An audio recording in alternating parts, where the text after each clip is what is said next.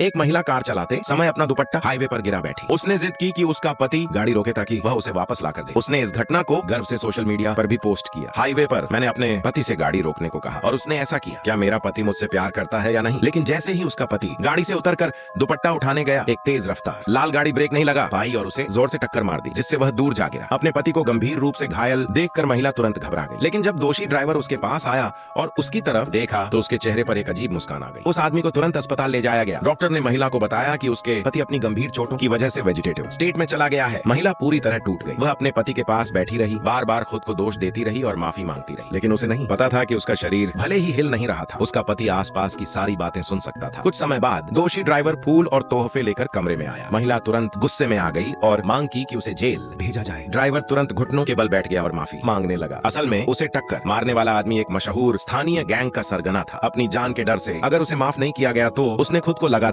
थप्पड़ मारना शुरू कर दिया और महिला से उसे छोड़ देने की भीख मांगने लगा। वह रोते हुए बोला कि अगर वह जेल गया तो उसके माता पिता का ख्याल रखने वाला कोई नहीं रहेगा। वह सिर जमीन पर मारने तक लगा रहा। आखिरकार महिला उसकी मिन्नतों से पिघल गई और उसे माफ कर दिया। आदमी जो सब कुछ समझ रहा था अंदर से बुरी तरह हैरान था। उसे समझ नहीं आया कि उसकी पत्नी जो आमतौर पर कठोर थी अचानक इतनी नरम कैसे हो गई। उसी समय उसके गुंडे कमरे में घुस आए, ड्राइवर को सबक सिखाने के लिए तैयार। लेकिन महिला ने तुरंत उन्हें रोक दिया और यहाँ तक कि दोषी का बचाव भी किया, यह कहते हुए कि यह जानबूझकर नहीं हुआ। गुंडे बहुत हैरान थे। पहले ऐसा कोई भी दोषी सख्ती से सजा पाता। अपने मन में आदमी चिल्ला रहा था कि उसे सजा दो, लेकिन कोई उसे सुन नहीं सकता था। महिला ने आदेश दिया, मेरा पति अभी बेहोश है, अब सब कुछ मैं तय करूंगी, सब बाहर जाओ। इसके बाद उसने ड्राइवर को उठने में मदद की। ड्राइवर ने मौका पाकर उसका हाथ पकड़ लिया और उसकी दया के लिए धन्यवाद देने का वादा किया। महिला ने उसे डांटा और तुरंत जाने को कहा, लेकिन उसने उसका हाथ और कसकर पकड़ लिया, उसकी त्वचा की नरमी की हल्की तारीफ की और कहा कि वह उसके साथ रहकर उसकी सेवा करने को तैयार है। आदमी गुस्से में मन ही मन चिल्ला रहा था कि वह उसकी पत्नी का हाथ छोड़ दे, लेकिन कोई जवाब नहीं आया, चाहे वह कितना भी चिल्लाए। महिला ने शर्माते हुए अपना हाथ छुड़ा लिया। ड्राइवर उसके करीब आया जैसे उसे चेतावनी देने के लिए। उसने कहा कि उसका पति बेहोश है, इसलिए गुंडों को संभालना मुश्किल होगा। अगर वे बगावत करें तो वह खतरे में पड़ जाएगी। अपने मन में आदमी उसे चेतावनी दे रहा था कि वह इस आदमी के झांसे में न आए। लेकिन महिला ने इस मीठी बातों वाले ड्राइवर पर आंख बंद करके भरोसा कर लिया। मौका देखकर उसने उसे उकसाया कि वह गुंडों से पैसे उधार मांगे ताकि उनकी नीयत को परखा जा सके। अगर वे मना करें तो इसका मतलब होगा कि उनकी नीयत पहले से ही खराब है। यह सुनने के बाद महिला कमरे से बाहर चली गई। जैसे ही वह गई, ड्राइवर का चेहरा तुरंत बदल गया। वह आदमी के बिस्तर के पास बैठा और घमंड से बोला कि यह उसकी सामाजिक हैसियत बदलने का सबसे अच्छा मौका है। अपने मन में आदमी ने कसम खाई कि जब वह जागेगा तो उससे इसकी कीमत वसूल करेगा। ड्राइवर खड़ा हुआ और उसे उकसाने लगा, अब जब तुम बिस्तर पर पड़े हो तुम कुछ नहीं कर सकते। मैं तुम्हारी पत्नी और बच्चों का ख्याल रखूंगा और तुम्हारा पैसा भी खर्च करूंगा। उसने जमीन पर गिरी एक फूल उठाया, उसकी डंडी निकाली और आदमी को देखते हुए कहा, अगर तुम मुझे सुन भी सकते हो तो क्या, ज्यादा से ज्यादा 5 दिन में मैं तुम्हारी पत्नी को अपनी पत्नी बना दूंगा।